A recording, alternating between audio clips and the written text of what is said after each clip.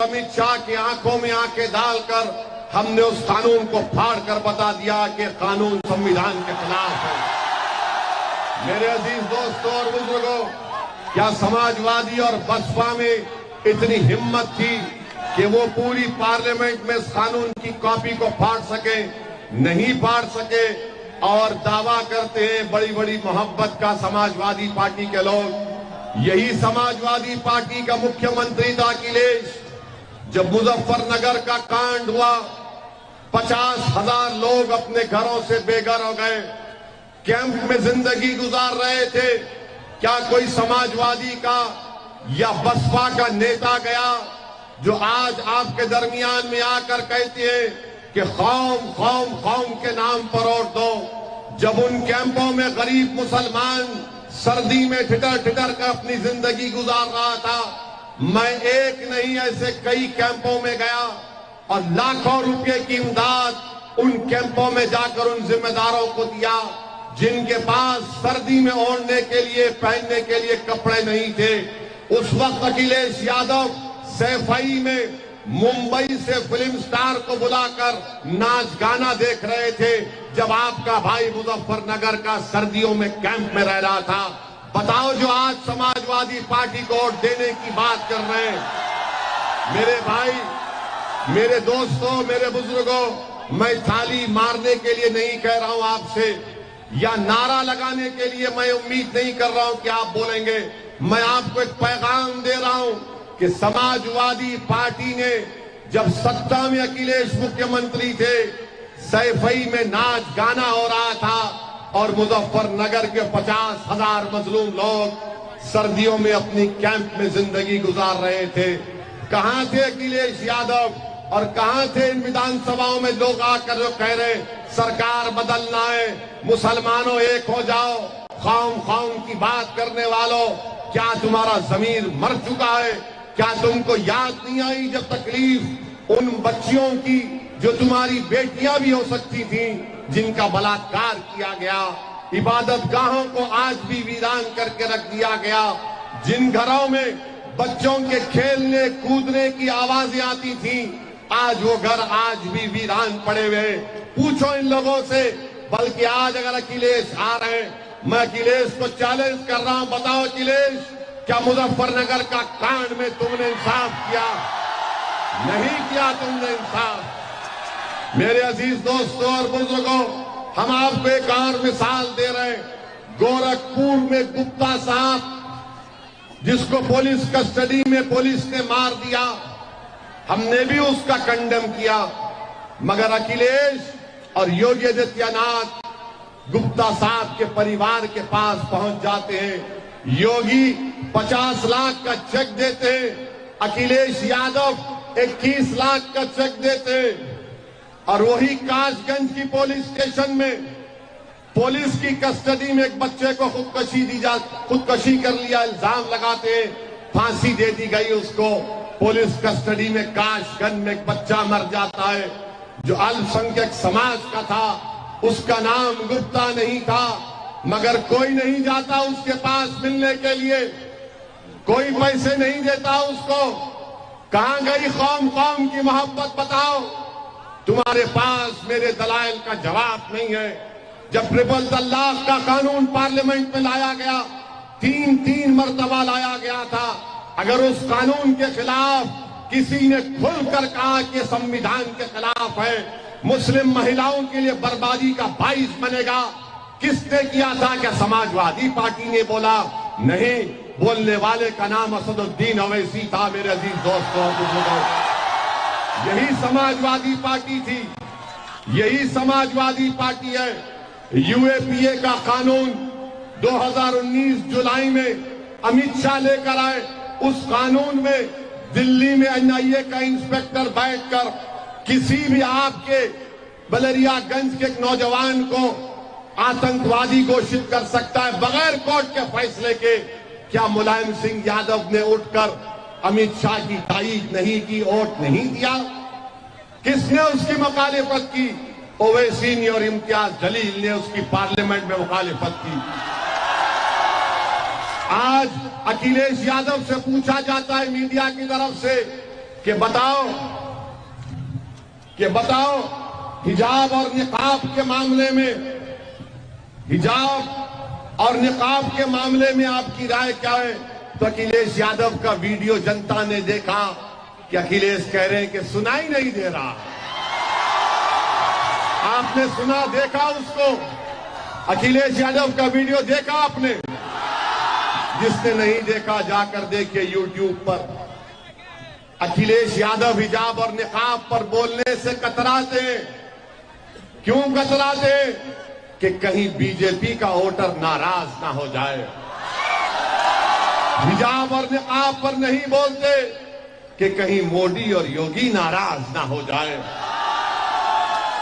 जब हमसे पूछा गया, हमने कहा हम ना मोदी की परवाह करते ना योगी की परवाह करते, हम भारत के संविधान की परवाह करते हैं।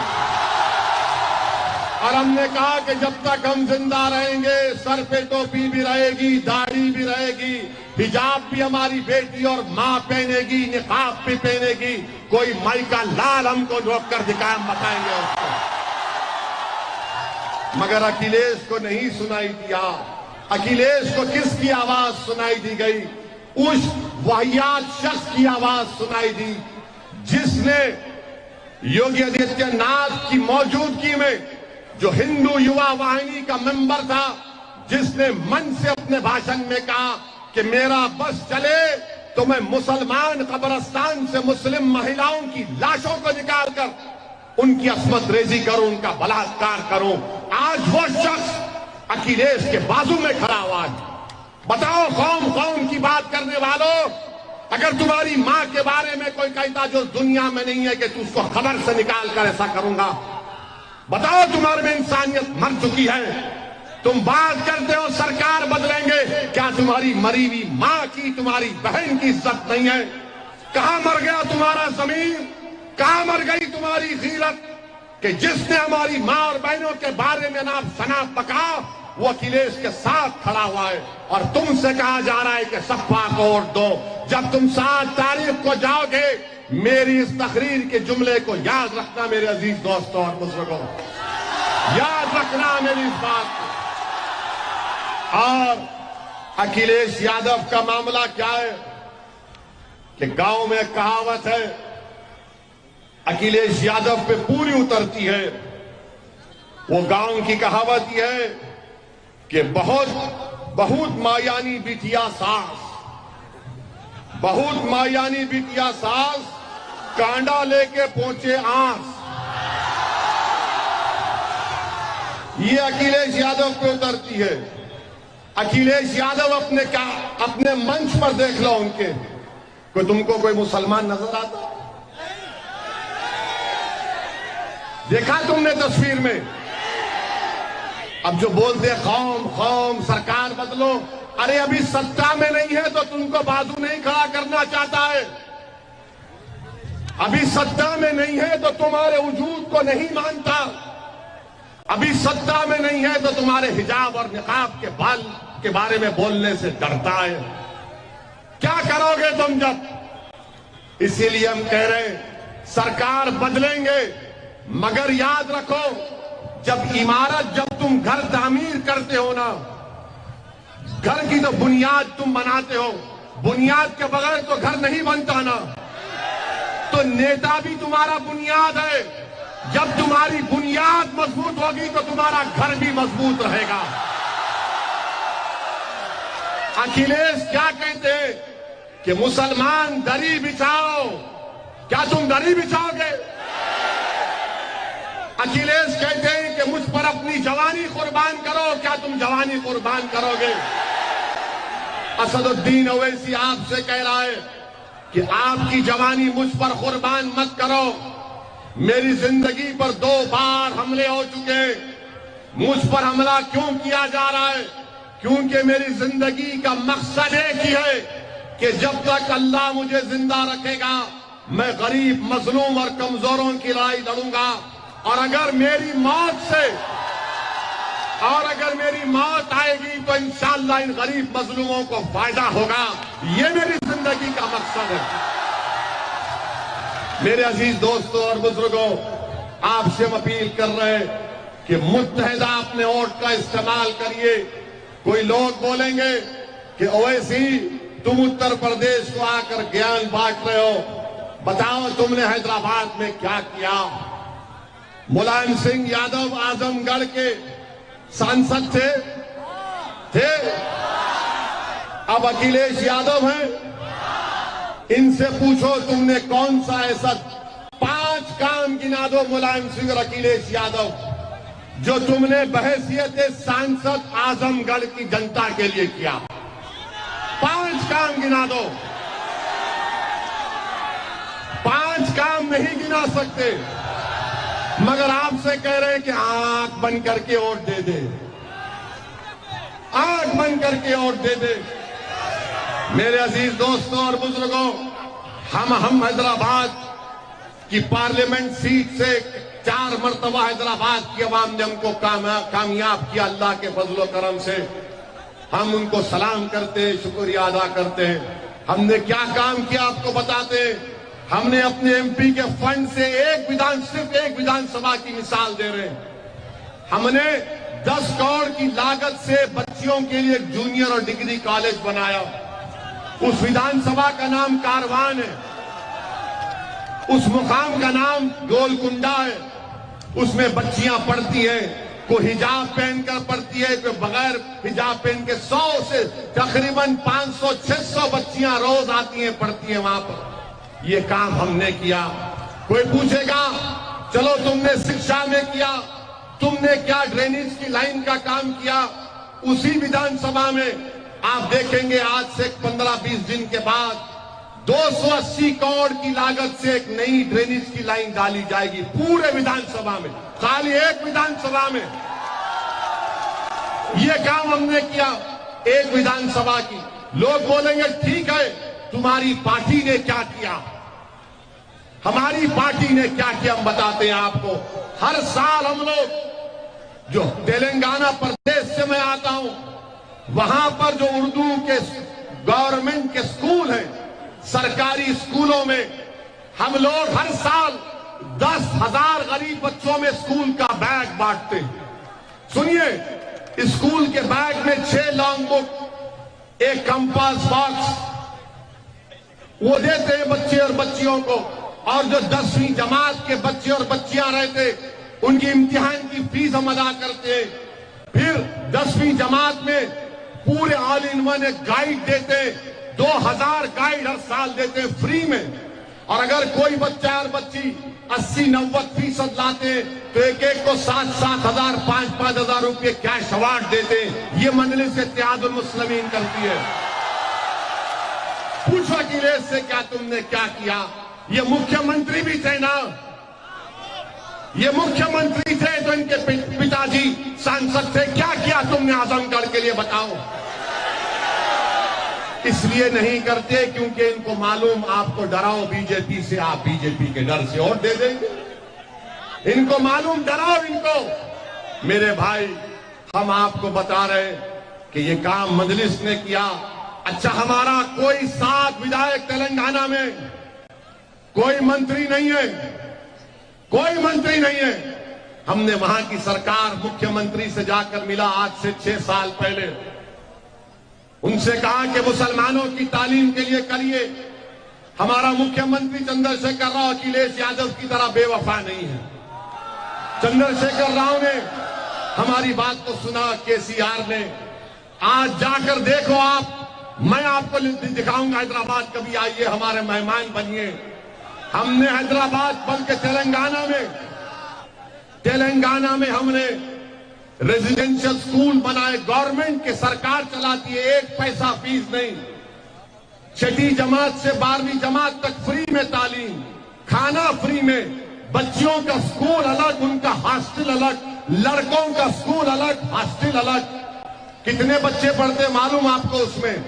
मुसलमान बच्चे और बच्चियां 85 हजार पढ़ते हैं, 85 हजार पढ़ते हैं। पूछो इन लोगों से क्या किया आपके लिए, जो जाकर कह रहे हैं कौम के नाम पर वोट दो, सरकार को हटाना है, इनको भगाना है। अरे तुम क्या, हम क्या वोट डालने वाली मशीन है? क्या हमको शिक्षा की जरूरत नहीं है? की जरूरत नहीं है? क्या हमको हमारे बेटी और बेटियों को कॉलेज की जरूरत नहीं है? क्या हमको ठेकेदारी में हिस्से की जरूरत नहीं है? तो अखिलेश बोलेंगे बीजेपी को हराना है, वोट डाल। बाबा को जाके बोलेंगे मुख्यमंत्री को, तो बाबा बोलेंगे मुल्ला जी पढ़ेंगे, मैं हवा निकाल दूंगा। और बाबा जी कह रहे हैं कि 10 मार्च के बाद आजमगढ़ की हवा निकालूंगा। बाबा याद रखो, ओवैसी और कुशवाहा ने जो गरीब और मजलूमों में, कुचले और दबाने वालों में, कमजोरों में जो हवा हमने पैदा कर दी है बाबा, वो तुम कभी नहीं निकाल पाओगे। उसमें क़यामत तक हवा रहेगी ना हमारी हवा, इंशाअल्लाह ये रहेगी ना हवा, सुबह क़यामत तक रहेगी ना। 7 तारीख को भी हवा हमारी रहेगी ना। किसकी हवा रहेगी 7 तारीख को बताओ? पतंग की हवा रहेगी ना, गुड्डू जमाली की हवा रहेगी ना, अब्दुल्ला की हवा रहेगी ना। तो इस हवा को बरकरार रखो नौजवानों। अब इस पर भी अखिलेश के लोग बोलेंगे, ये ओवैसी के भाषण को सुनकर नौजवान जज्बाती हो जाता है। मैं इन जज्बाती नौजवानों के मां बाप को, बुजुर्गों को, उनके सरपरस्तों को सलाम करता हूं और दुआ करता हूं कि अल्लाह लाखों करोड़ की तादाद में ऐसे जज्बाती नौजवानों को पैदा कर दे जो कौम का मुस्तकबिल बदल देगी, मुल्क को मजबूत बनाएगी। आज जज्बात की जरूरत है, आज जज्बात की जरूरत है, डरने की जरूरत नहीं है। हिकमत का तकाजा यह है, हिकमत का तकाजा यह है कि तुम बेबाक और बेखौफ होकर मतदान में अपना वोट डालो। आज बीजेपी हर महाज पर नाकाम साबित हो चुकी है। नौकरी नहीं दी बीजेपी ने।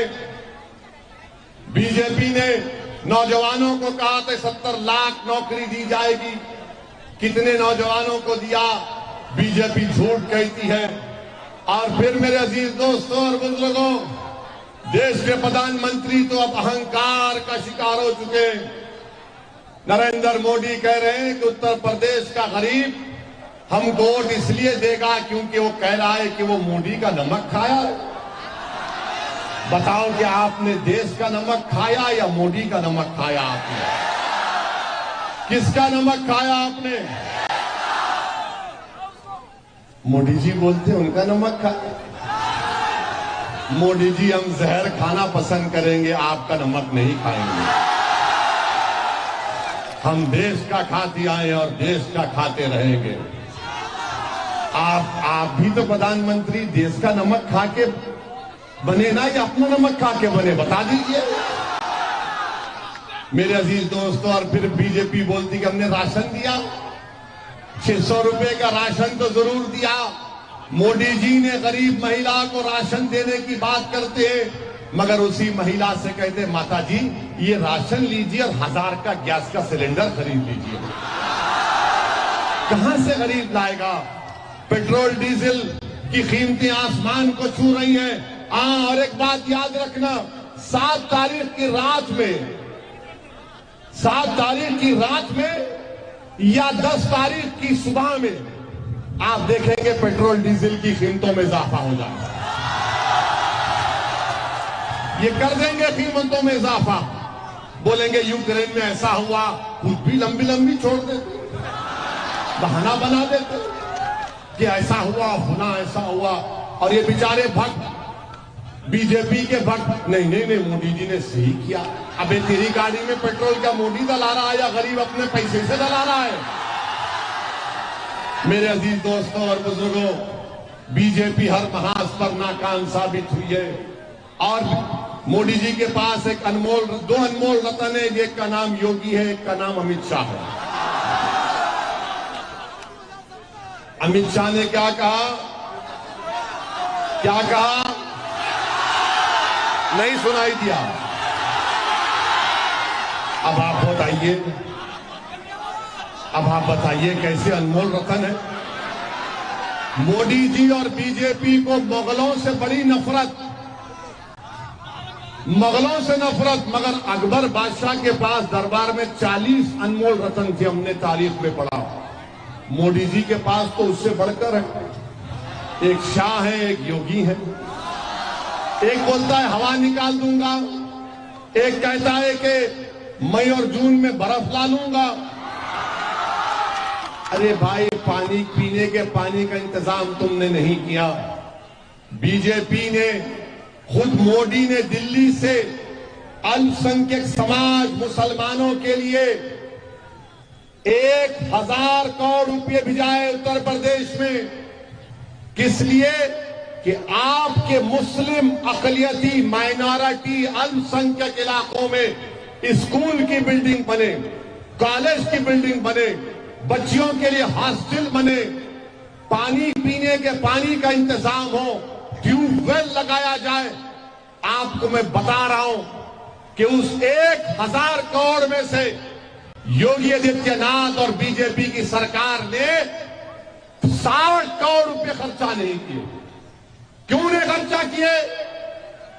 ये सबका साथ, सबका विकास, सबका विश्वास की बात करना झूठ है।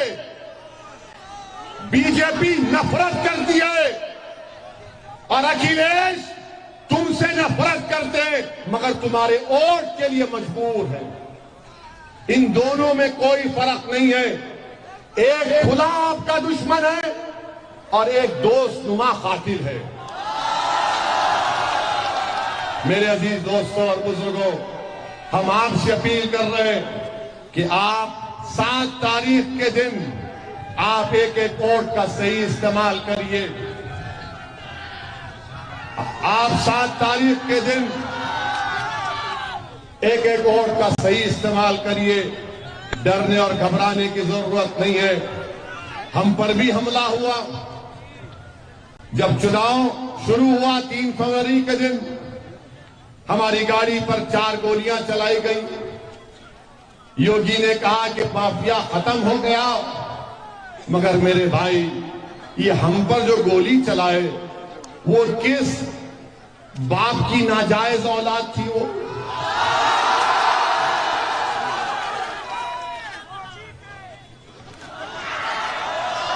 तो हम नहीं कह रहे, आप समझ गए। मगर वो कहां के क्रिमिनल थे? गोली चला दी हम पर। मगर मेरे भाई, लोग बोलते ओवैसी किसी मजहब के खिलाफ है। जब किसी पर गोलियां चलाई गई तो हमने पार्लियामेंट में किसी समाज के बारे में बोला? किसी के बारे में बोला हमने ये पूछा कि इनको कट्टरपंथी कौन बनाया, कौन इनके हाथ में बंदूक को थाम दिया, कौन इनके दिलों से संविधान की इज्जत को खत्म कर दिया? ये कौन है वो लोग जो बैलेट पर नहीं गोली पर भरोसा रखते हैं?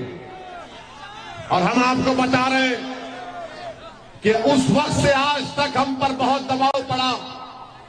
हमारे घर वाले, हमारे दोस्त, हमारे खानदान के लोगों ने कहा कि तुम्हारी जान को खतरा है। हमने कहा कि जान अगर है तो अल्लाह हिफाजत करेगा, और जिस दिन अल्लाह फैसला कर लेगा जाना है, हम चले जाएंगे। मगर हम उन जालिमों को, उन बुज़दिलों को पैगाम दे रहे कि तुम 4 गोलियां चलाए, आइंदा 40 चलाओ, 1 लाख चलाओ। अगर अल्लाह बचाना चाहेगा तो अल्लाह बचाएगा हमको। हमको परवाह नहीं हमारी जिंदगी की। अल्लाह हमारे लिए काफी है। हम यहां तक पहुंच चुके हैं, जिंदगी का सफर यहां तक आ चुका है। ये अल्लाह का करम है। अब हम पीछे नहीं मुड़ेंगे, पीठ नहीं दिखाएंगे, इनकी गोलियों के डर से पीठ नहीं दिखाएंगे। हम सीना दिखाते आए हैं, हम हमेशा सामने थे, इंशाअल्लाह सामने रहेंगे। हम तो इन जालिमों से कहेंगे कि तू तीर आजमा, हम जिगर आजमाएंगे इंशाअल्लाह।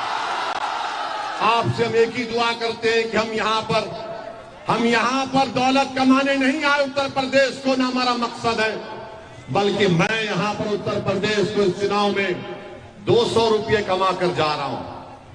वो क्या है 200 रुपये? हम जब संभल में थे तो नमाज असर पढ़ के मस्जिद से निकले, एक अपाहिज गरीब था, साइकिल पर था, उसके पास था, उसने कहा वैसे इधर आओ। हम उसके पास गए, हमको 200 रुपये दिए। हमने कहा ये हमको मत दीजिए, आप रखिए अपने पास। तो उसने कहा रख ले, रख ले, हम तुझको इसलिए दे रहे हैं कि तू हमारा नेता बन चुका है। मैं उस गरीब को सलाम करता हूं, बस मैं आपके दिल में जगह जाना चाहता हूं।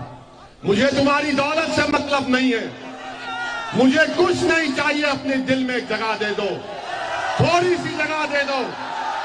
मैं तुम्हारा दीवाना था, हूं और रहूंगा इंशाअल्लाह ताला।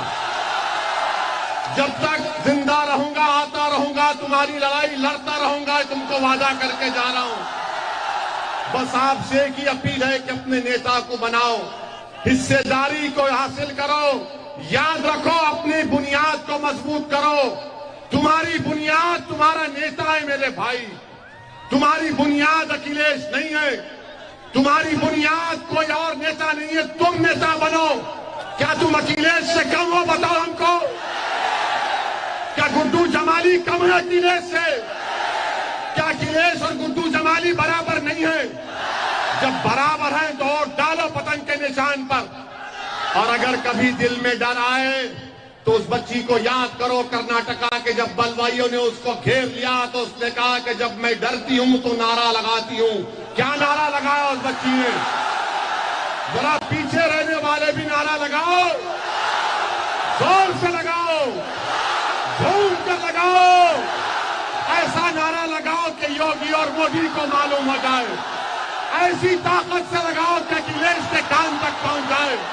इस नारे को बरकरार रखो। क्या 7 तारीख के दिन आप तमाम लोग पतंग के निशान पर बटन दबाएंगे? हमारी बात को सब अपने घर तक पहुंचाएंगे? मेरा सलाम भी पहुंचाना अपनी इज्जतदार मां और बहनों को, और कहना कि उनका बेटा आया था, उनसे दुआ की अपील करके गया है। तो इंशाअल्लाह अल्लाह आपको सलामत रखे। गुड्डू जमाली को और तमाम प्रत्याशी को अपना विधायक बनाकर अपनी आवाज को